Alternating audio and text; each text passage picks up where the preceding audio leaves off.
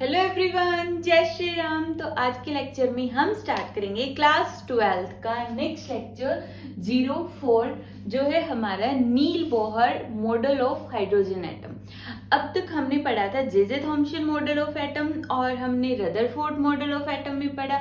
J Thomson sir ने क्या बताया था कि इलेक्ट्रॉन और प्रोटॉन किस तरह से लोकेट करते हैं एटम के अंदर। फिर रदरफोर्ड सर ने क्या चीजें बताई, एक तो न्यूक्लियस बताया कि न्यूक्लियस होता है एटम के अंदर, और दूसरा उसका साइज बताया था।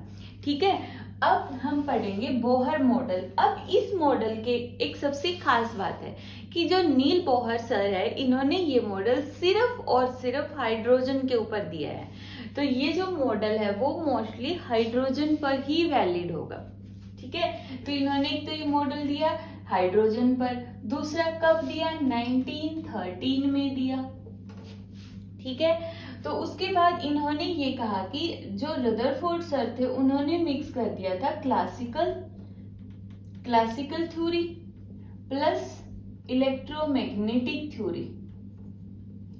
तो इन्होंने कहा कि एटम जो होता है वो बहुत ही छोटा होता है, माइक्रो लेवल पे होता है, माइक्रोस्कोपिक पार्टिकल है, तो इसलिए हम क्लासिकल थ्योरी और इलेक्ट्रोमैग्नेटिक थ्योरी यूज ही नहीं कर सकते। तो इन्होंने कहा कि एटम अगर इतना ज्यादा छोटा है तो उसके लिए हम क्या करेंगे, उस टाइम पे जो अर्ली क्वांटम आइडियाज थे, अर्ली क्वांटम कॉन्सेप्ट थे, तो उन्होंने इन कॉन्सेप्ट्स का यूज किया। क्योंकि जो क्लासिकल थ्योरी है वो यूज होती है मैक्रोस्कोपिक पार्टिकल्स पर, और जो क्वांटम थ्योरी है वो यूज होती है माइक्रोस्कोपिक पार्टिकल्स पर, जो छोटे छोटे पार्टिकल है। एटम क्या बहुत ही ज्यादा स्मॉल है, माइक्रो पार्टिकल है, माइक्रोस्कोप से दिखने वाला पार्टिकल है। इसलिए इन्होंने क्या किया, यहाँ पे अर्ली क्वांटम आइडियाज का यूज कर लिया। ठीक है, तो अर्ली क्वांटम आइडियाज का यूज करके इन्होंने अपने 3 पोस्टुलेट दिए। बहुत ही इजी है। देखो, एक इंपॉर्टेंट बात, अब तक ये नहीं पता कि इलेक्ट्रॉन रिवॉल्व कैसे करता है। अभी तो हमें पता है, लेकिन जब नील बोहर सर ने 1913 में, उस टाइम तक ये भी नहीं पता था कि एटम के अराउंड में इलेक्ट्रॉन घूम रहा है, तो कैसे घूम रहा है। ठीक है, तो सबसे पहले इन्होंने एक आइडिया दिया था, बिल्कुल सही नहीं था जो ये बताएंगे मॉडल के अंदर, लेकिन कुछ सही था, कुछ इसके अंदर फिर लिमिटेशन बन जाएगी। ठीक है, तो सबसे फर्स्ट पोस्टुलेट क्या है, देखो,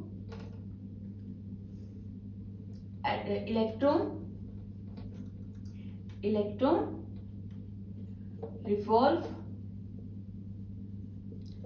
अराउंड द, इसको ना 3 पार्ट में इधर ही बना दूंगी। Electron revolve around the nucleus in circular orbit and the necessary centripetal force is provided, यहां से इस हटा दो, is provided by electrostatic force of attraction between electron and nucleus।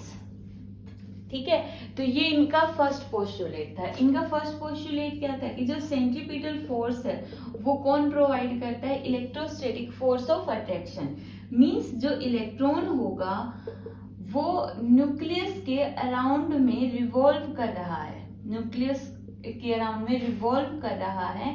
तो इस रिवॉल्यूशन के टाइम पर जो फोर्स की रिक्वायरमेंट होती है वो कौन सा फोर्स होता है, सेंट्रीपिटल फोर्स। जब वो कोई भी पार्टिकल सर्कल में रिवॉल्व करता है तो सेंट्रीपिटल फोर्स होगा, और वो फोर्स किसके इक्वल होगा, kZe² divide by r²। Ze हो गया न्यूक्लियस पे चार्ज और इलेक्ट्रॉन पे चार्ज हो गया E, और हम कूलम्स लॉ में क्या लेते हैं, मैग्नीट्यूड लेते हैं, तो इसलिए हमने E नेगेटिव नहीं पॉजिटिव ही रखा है। ठीक है, तो ये था इसका फर्स्ट पोस्टुलेट। यहां से ऑर्बिट के बारे में एक आइडिया दे दिया था कि ऑर्बिट की एक प्री डिफाइंड एनर्जी होती है कि ऑर्बिट की जो एनर्जी होती है वो फिक्स होती है। एक तरह से फर्स्ट पोस्टुलेट में इन्होंने यही बात बताई थी कि जो इलेक्ट्रॉन है वो सर्कल के अंदर रिवॉल्व कर रहा है न्यूक्लियस के अराउंड में, और जो रिवोल्यूशन के लिए एनर्जी चाहिए, वो जो रिवोल्यूशन के लिए जो फोर्स चाहिए वो कौन दे रहा है? इलेक्ट्रोस्टैटिक फोर्स ऑफ अट्रैक्शन दे रहा है।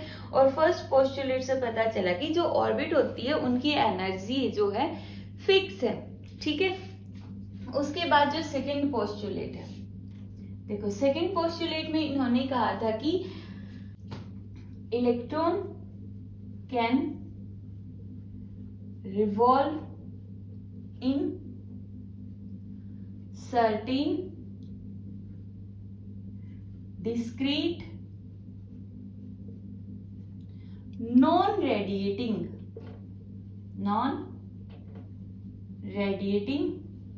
orbit। देखो सबसे पहले इन्होंने बोला सर्टेन डिस्क्रीट मीन अलग अलग। जैसे रदरफोर्ड ने सर ने कहा था कि ये न्यूक्लियस हो गया, यहाँ से इलेक्ट्रॉन ऐसे रिवॉल्व करता हुआ आएगा, एक ऑर्बिट पूरा है ही नहीं और न्यूक्लियस में गिर जाएगा। ये रदरफोर्ड सर का एक्सपेरिमेंट था। अब इन्होंने कहा कि ऐसा नहीं होगा, इलेक्ट्रॉन जो होंगे वो इन ऑर्बिट्स में ऐसे डिस्क्रीट होंगे, अलग अलग ऑर्बिट होगा, एक ऑर्बिट दो ऑर्बिट। ठीक है, नॉन रेडिएटिंग, यहाँ से ऐसा नहीं कि इलेक्ट्रॉन रिवॉल्व करता करता अपने आप ही एनर्जी छोड़ रहा है, बिल्कुल भी नहीं। अगर इलेक्ट्रॉन एक ऑर्बिट में रिवॉल्व कर रहा है तो इस ऑर्बिट की एनर्जी जो है फिक्स है। ठीक है, इन्होंने ये वाली बात कही थी, समझ गए?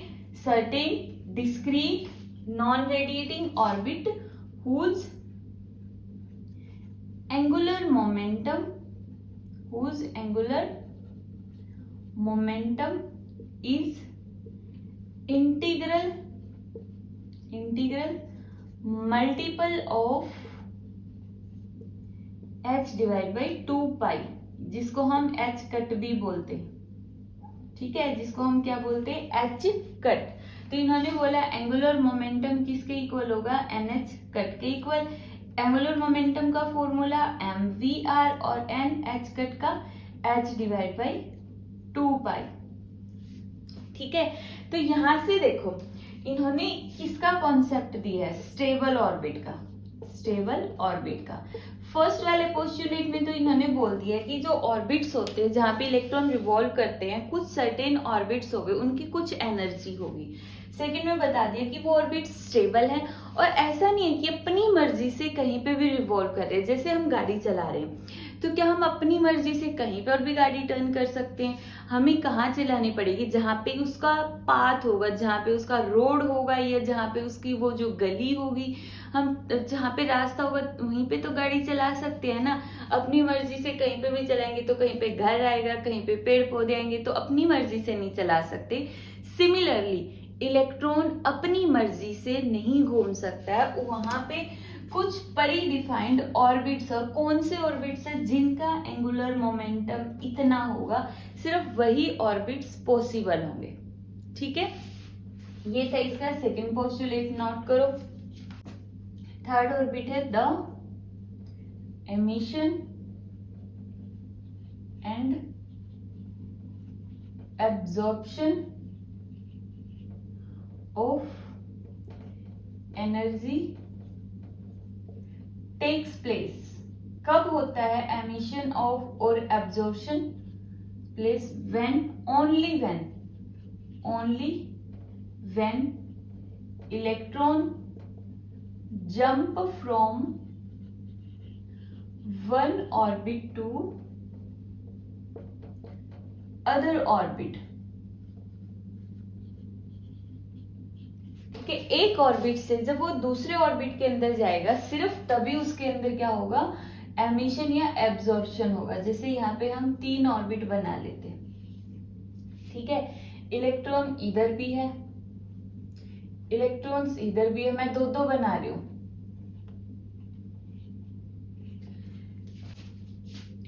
अब यहाँ पे क्या होगा? देखो, अगर इलेक्ट्रॉन आउटर ऑर्बिट से इनर ऑर्बिट में जाना चाहता है तो एनर्जी रिलीज होगी। ठीक है, यहाँ पे इंपॉर्टेंट क्या है? When electron moves outer orbit to inner orbit, तो एनर्जी क्या होगी, रिलीज होगी, एनर्जी रिलीज होगी।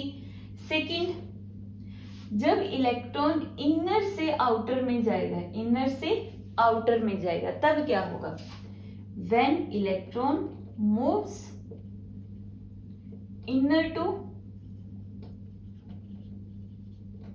Outer orbit, then energy is absorbed. तो इसको एनर्जी देनी पड़ेगी, जब हम बाहर से इसको एनर्जी देंगे ना, बाहर से इस इलेक्ट्रॉन को एनर्जी देंगे, तो वो एनर्जी लेके ये इलेक्ट्रॉन बाहर जाएगा। अब कितनी एनर्जी देनी पड़ेगी उसको हम नेक्स्ट लेक्चर के अंदर हम पढ़ेंगे, एनर्जी कॉन्सेप्ट के बारे में। तो उसके अंदर डिटेल में देखेंगे कि कितनी एनर्जी ये एब्जॉर्ब करता है और कितनी एनर्जी, एग्जैक्टली कितनी एनर्जी ये रिलीज करता है, ठीक है। बट इतना ध्यान रखना कि जब अंदर है तो न्यूक्लियस के बहुत ज्यादा नजदीक है, न्यूक्लियस पे पॉजिटिव चार्ज है और इलेक्ट्रॉन पे नेगेटिव चार्ज है, तो पॉजिटिव और नेगेटिव में अट्रैक्शन होगी, वो अट्रैक्शन इस इलेक्ट्रॉन को जाने नहीं देगी, इसलिए बाहर से इस इलेक्ट्रॉन को एनर्जी देंगे, जिससे की हेल्प से ये इलेक्ट्रॉन बाहर आउटर ऑर्बिट में आ सके, ठीक है। ठीक है, तो यहां से क्या निकल गया, E2 minus E1 is equal to H nu. ये E2 माइनस E1 क्या है, मान लेते हैं कि E2 इस ऑर्बिट की एनर्जी है और E1 इस ऑर्बिट की एनर्जी है, ठीक है। जब कोई भी इलेक्ट्रॉन E2 से E1 में जाता है तो कितनी एनर्जी रिलीज करेगा, H न्यू, ठीक है। E2 minus E1 is equal to H nu. अगर सेकेंड ऑर्बिट से फर्स्ट ऑर्बिट में गया तो E2 माइनस E1 कितनी एनर्जी रिलीज होगी, H न्यू, ठीक है, क्लियर। तो ये थे हमारे बोहर के 3 पोस्टुलेट। एक बार दोबारा देखो, यहाँ से फर्स्ट पोस्टुलेट में बताया centripetal force is equal to electrostatic force of attraction. Second postulate में इन्होंने बताया कि एंगुलर मोमेंटम होगा NH डिवाइड बाई 2 पाई के इक्वल, और थर्ड में इन्होंने बताया E2 minus E1 is equal to H nu, ठीक है। तो इन्होंने 3 तो ये अपने पोस्टुलेट दिए एटम को एक्सप्लेन करने के लिए। उसके बाद इन्होंने बताया कि रेडियस कितनी होती है, वेलोसिटी कितनी होती है, फ्रीक्वेंसी कितनी होती है, टाइम पीरियड कितना होता है, ठीक है। तो यहाँ पे हम पढ़ेंगे इसके बाद हमारी जो रेडियस, वेलोसिटी, फ्रीक्वेंसी और एनर्जी का कॉन्सेप्ट, क्लियर, नोट डाउन करो। Radii of Bohr stationery orbit, उन्होंने अपने ऑर्बिट का नाम क्या रख दिया था, स्टेशनरी। स्टेशनरी मतलब कि उनकी एनर्जी फिक्स है, वो मूव करते करते, ऐसा नहीं है कि इलेक्ट्रॉन को न्यूक्लियस में गिरा देंगे, नहीं, उनका जो पाथ है वो फिक्स होता है, ठीक है। तो हमें रेडियाई कैलकुलेट करने, जैसे बोर्ड एग्जाम में आता है ये स्पेशली इसका डेरिवेशन, ठीक है, और जो कॉम्पिटिटिव एग्जाम है उसमें हमें फॉर्मूला याद होना चाहिए। तो देखो, सबसे पहले बोहर के जो 2 पोस्टुलेट लेते हैं हम यहाँ पे, MVR is equal to NH divide by 2 pi, और एक होगा हमारे पास MV square divide by R is equal to KZE square divide by R square, ठीक है। हमें क्या निकालना है, रेडियस निकालनी है। रेडियस इधर से देखिए, R से R कैंसिल, R इधर आ गया, KZE square divide by MV square. But इसमें तो V है और V हमें नहीं पता कितना है, इलेक्ट्रॉन कितनी स्पीड से रिवॉल्व कर रहा है नहीं पता, तो उसके लिए हम इसको इधर ही छोड़ के इधर से V निकाल लेते हैं। यहाँ से V किसके इक्वल आया, NH divide by 2 pi MR, और इसको इधर पुट कर दो, तो R is equal to KZE square MV square. V square की वैल्यू इधर पुट करो, N स्केयर H स्केयर, और ऊपर आ गया 4 पाई स्केयर M स्केयर और R स्केयर। अब यहाँ पे भी R स्केयर आ गया, R से R कैंसिल कर दो, हमें चाहिए सिर्फ R चाहिए तो सारी टर्म उस साइड ले जाओ, M से M कैंसिल, तो N स्केयर H स्केयर और डिवाइड में ये पूरी टर्म कितनी बनी, 4 पाई स्केयर लिख दिया हमने, M KZ E स्केयर, और ये आ गया हमारे पास R का फॉर्मूला। देखो नोट डाउन करो, ठीक है, तो यहां से r इज इक्वल टू किसके इक्वल, अगर मैं डायरेक्टली प्रोपोर्शनल बोल लू एन स्क्वायर, जो जो टर्म वेरिएबल है वो लिखो, h कांस्टेंट है, 4 पाई स्क्वायर, m कांस्टेंट है, k कांस्टेंट है, e स्क्वायर कांस्टेंट है, वेरिएबल क्या हो गया, r directly proportional to n square divide by z। ठीक है, तो ये दो टर्म है, ये याद भी रखनी है। और ठीक है, तो जब हम इस प्रोपोर्शनैलिटी को सॉल्व करेंगे, मतलब यहाँ पे h square 4 pi square m के ई स्क्वायर की वैल्यू पुट करेंगे तो आएगा 0.529 into 10 raise to the power minus 10 N square divide by Z. जब इन सारी टर्म्स मतलब प्रोपोर्शनैलिटी का सिंबल हटाएंगे, कोई कांस्टेंट आएगा, उस कांस्टेंट की वैल्यू है जिसको तुम याद रख सकते हो कि 0.529 एंगस्ट्रॉम, इतनी रेडियस। अब इतनी रेडियस किसकी होती है, तो तब होगी ना जब n भी 1 हो जाए, z भी 1 हो जाए। z 1 होता है हाइड्रोजन के केस में, n 1 होता है फर्स्ट ऑर्बिट के लिए, मतलब हाइड्रोजन एटम के अंदर जो इलेक्ट्रॉन है वो सिर्फ फर्स्ट ऑर्बिट में ही रिवॉल्व करे, तो उसके फर्स्ट ऑर्बिट की जो रेडियस होती है वो इतनी होती है 0.529 एंगस्ट्रॉम। ठीक है, तो यहाँ पे रेडियस डायरेक्टली प्रोपोर्शनल होगी n स्क्वायर के, मतलब फर्स्ट ऑर्बिट के लिए किसके इक्वल होगा 1, सेकेंड ऑर्बिट के लिए 2, 2 का स्क्वायर 4, थर्ड के लिए 3 का स्क्वायर 9। तो जो ऑर्बिट्स होते हैं उनकी रेडियस होती है रेशियो की फॉर्म में, जो कि इक्वली स्पेस्ड नहीं है। ठीक है, तो इसका मतलब यहाँ से क्या कंक्लूजन निकल गया, orbits are not equally spaced. वो इक्वली स्पेस्ड नहीं है, उनके बीच की जो डिस्टेंस है वो भी कम ज्यादा है। स्टार्टिंग वालों में रेडियस की डिफरेंस कितना है 3 है, फिर कितना हो गया 5 हो गया। ठीक है, नेक्स्ट वाले में 16 हो जाएगा, 9 के बाद 16, 25। तो ये जो डिफरेंस है ना वो अलग अलग है, इसलिए ऑर्बिट की स्पेसिंग भी क्या है, अलग अलग है। क्लियर? ओके, इसके बाद यहाँ पे ये चीज मत भूलना, क्योंकि ये जो मॉडल है बोहर सर ने जो दिया वो सिर्फ और सिर्फ हाइड्रोजन एटम के लिए दिया है, तो इसलिए हम जेड को मोस्टली 1 ही बोल देते हैं। ठीक है, बट एग्जाम में आता है कि रेडियस किस तरह से वेरी करती है एन और जेड के साथ, तो directly proportional to N square, inversely proportional to Z. Clear हो गया radius of Bohr stationary atom. कल हो गई। नेक्स्ट है वेलोसिटी। अब जो वेलोसिटी हम निकालेंगे इलेक्ट्रॉन की, उसके लिए क्या करना पड़ेगा, फिर से वही दो पोस्टुलेट ही तो दिए है बस, mvr is equal to nh divide by 2 pi है, और एक पोस्टुलेट क्या है mv square r divide by r is equal to kz e square divide by r square.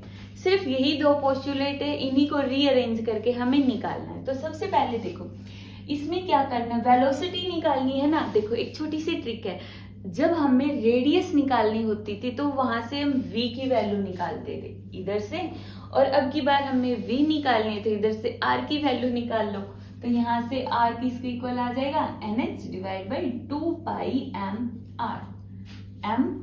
v। बिल्कुल सिंपल। इसी तरह यहाँ से r की वैल्यू निकाल लो, इधर से r यहाँ ले जाओ, kz e square divide by m v square. इधर से भी r हमने निकाल लिया, यहाँ पे भी r है, यहाँ पे भी r है, दोनों को कंपेयर कर दो, या फिर ये लगा लो इस r की वैल्यू यहाँ पुट कर दो, एक ही बात है। ठीक है, comparing both nh divide by 2 pi m v kz e square divide by m v square, v से v कैंसल, तो इधर से m से m कैंसल, तो यहाँ पे बच गया सिर्फ v और यहाँ पे 2 पाई, तो इधर से v ले जाओ इस तरफ, तो ऊपर बचा kz e स्क्वायर और इंटू 2 पाई। kz e स्क्वायर पहले से ही था, 2 पाई और उस तरफ ले गए और नीचे बच गया nh, तो यहाँ से v डायरेक्टली प्रोपोर्शनल आ गया z के और इनवर्सली प्रोपोर्शनल टू n। ठीक है, और जब हम प्रोपोर्शनैलिटी का सिंबल हटाएंगे तो आएगा 2.2 into 10 raise to the power 6, इतना। ठीक है, इतनी स्पीड से इलेक्ट्रॉन घूम रहा, इमेजिन करो कितनी स्पीड है, 2.2 इंटू 10⁻⁶ मीटर पर सेकेंड। एक सेकेंड में, ध्यान से समझना इस कॉन्सेप्ट को, एक सेकेंड में 2.2 इंटू 10⁻⁶ मीटर। अगर मैं इसको किलोमीटर में कन्वर्ट करूं तो पॉइंट हटा दो सबसे पहले, तो हो गई 5 जीरो, और इसको फिर किलोमीटर में कन्वर्ट कर दो तो 2200 किलोमीटर। एक सेकंड में 2200 किलोमीटर।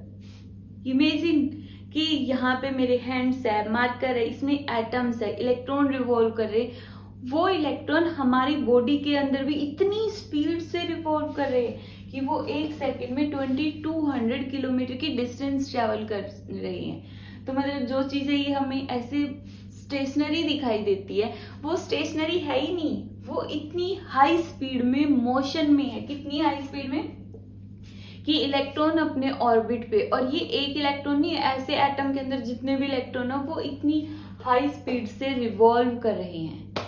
सारी स्पीड कांस्टेंट नहीं होगी, मतलब सारे के सारे इलेक्ट्रॉन इतनी स्पीड से नहीं होंगे, क्योंकि हर एक एटम का एटॉमिक नंबर और उसका ऑर्बिट मायने रखता है।